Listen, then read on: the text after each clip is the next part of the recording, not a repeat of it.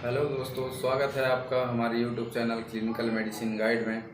और आज हम बताएंगे कि गर्मियों के दिनों में जो कॉमन डिसीज़ हो जाते हैं लोगों को, उसके बारे में जो कहते हैं जैसे लू लगना। तो लू लगना एक तरह का बीमारी है जो धूप या गर्मियों में ज़्यादा काम करने या फिर सनलाइट के डायरेक्ट में रह के पेशेंट को हो जाता है। उसे लू कहा जाता है। लू को सनस्ट्रोक भी कहते हैं। तो लू के स्थिति में कोई भी व्यक्ति जब आता है तो लू के केस में उनको चक्कर आना, उल्टी आना या फिर भ्रामकता हो जाना, ये सब साइन देखने को मिलता है। तो इसके हम साइन एंड सिम्टम्स के बारे में जानकारी देते हुए आपको बताते हैं कि इसके साइन एंड सिम्टम्स क्या हैं।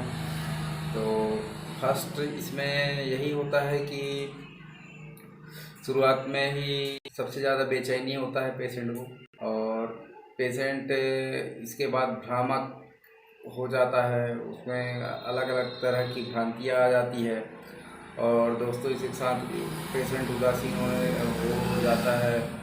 सिर में दर्द बना रहता है और चक्कर आना या फिर नौसिया होना, वोमिटिंग सा लगना या फिर वोमिटिंग होना, ये सब बना रहता है। चेहरा लाल पड़ जाना, ये भी लू लगने की निशानी है। मुंह एकदम सूखापन लगना या सुस्त हो जाना, ये भी इसमें साइन एंड सिम्टम्स हैं इसके। इस केस में पल्स रेट बढ़ जाता है पेशेंट का, और शरीर का तापमान अक्सर इस केस में बढ़ जाता है। और बोला जाए तो इसमें लगभग 103 फ़ारेनहाइट से 107 फ़ारेनहाइट तक पेशेंट का तापमान बढ़ जाता है। तो इसमें बुखार आना नॉर्मल सी बात है कि पेशेंट में बुखार आपको देखने को मिलेगा। इसमें खास बात ये होती है कि अगर अधिक उष्णता या फिर बोला जाए अधिक तापमान वाली जगह में काम करने वाले व्यक्तियों को ज़्यादा लू लगने की संभावना होती है। और पेशेंट को कैसे पहचानें कि उसे लू लगा है या नहीं लगा है। तो लू लगे हुए पेशेंट को आप देखेंगे कि उसका तापमान हमेशा बढ़ जाएगा, और इस केस में उनकी जो सांस लेने की गति है वो अनियमित होगा, और इसी के साथ उसका पल्स रेट भी बढ़ जाएगा, जो कि सामान्यता से काफ़ी बढ़ा हुआ होता है। और अगर ब्लड की जांच कराया जाए तो उसमें आपको मिलेगा कि जो वाइट ब्लड सेल्स है वो बढ़े हुए मिलेंगे। पेशाब की अगर इसमें जांच कराई जाए तो आपको मिलेगा कि उसमें एल्ब्यूमिन की मात्रा बढ़ जाती है। और इसी के साथ किसी किसी रोगी को मानसिक परिवर्तन एवं अचेतना की भी स्थिति पैदा हो जाती है। आपातकालीन चिकित्सा के बारे में अपन जानकारी देते हैं अब। तो आपातकालीन चिकित्सा ये हो जाएगा कि आप फर्स्ट पेशेंट को जल्दी से जल्दी ठंडा करने की कोशिश करें। उसको ठंडे पानी में भिगोए हुए कपड़े को लपेट दें पेशेंट के ऊपर, गर्दन से नीचे पूरे शरीर में। अगर उसको पेशेंट को ऑक्सीजन की कमी सी महसूस होती है तो ऑक्सीजन देने की कोशिश करें कि ऑक्सीजन प्रोवाइड कराएं उनको 100%। जो कॉन्शियस पेशेंट है उनको उनके कंपन को नियंत्रित करने के लिए थोड़ी कम मात्रा में क्लोरप्रोमाज़िन IM लगाया जा सकता है, और उनके पेरिफेरल सर्कुलेशन को बैलेंस से रखने के लिए डोपामाइन का इंजेक्शन आप दे सकते हैं। और अगर कब्ज की स्थिति बनती है तो उन्हें इनेमा देना उचित होगा। और शरीर को ठंडा करने के लिए कूलर या पंखे के नीचे उनको अवश्य रखें, जिससे वो जल्दी से जल्दी उनका शरीर ठंडा हो जाए।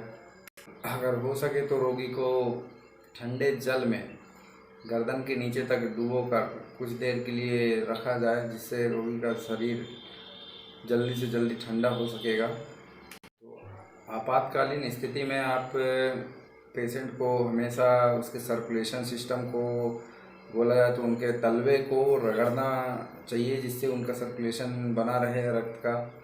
और बोला जाए तो उनके डिहाइड्रेशन को मेंटेन करने के लिए NSIV फ्लूइड देना चाहिए, जो 1000 ml तक हो सकता है। और इसी के साथ उन्हें ठंडा रखने के लिए खास प्रयास करना चाहिए कि उन्हें फ़ैन के नीचे या फिर कूलर के सामने रखना चाहिए, जिससे उसका तापमान कम से कम हो जाए। अगर 100 से ज़्यादा है तो उसे कम करने के लिए 100 तक कम से कम लाना ही चाहिए। इमरजेंसी सिचुएशन में पेशेंट को का तापमान कम करने के लिए उन्हें लार्गेक्टिक का इंजेक्शन आईएम दे सकते हैं, या फिर बोला जाए तो नोवाल्जिन का इंजेक्शन दिया जा सकता है उनका तापमान कम करने के लिए। और लू लगने की स्थिति में पेशेंट को मेंटेन करने के लिए उन्हें D5 दे सकते हैं। इसी के साथ DNS, NS ये भी मेंटेन किया जा सकता है। और IV फ्लूइड इनको लगाना ही चाहिए, लेकिन बहुत ज़्यादा मात्रा में नहीं लगाना है।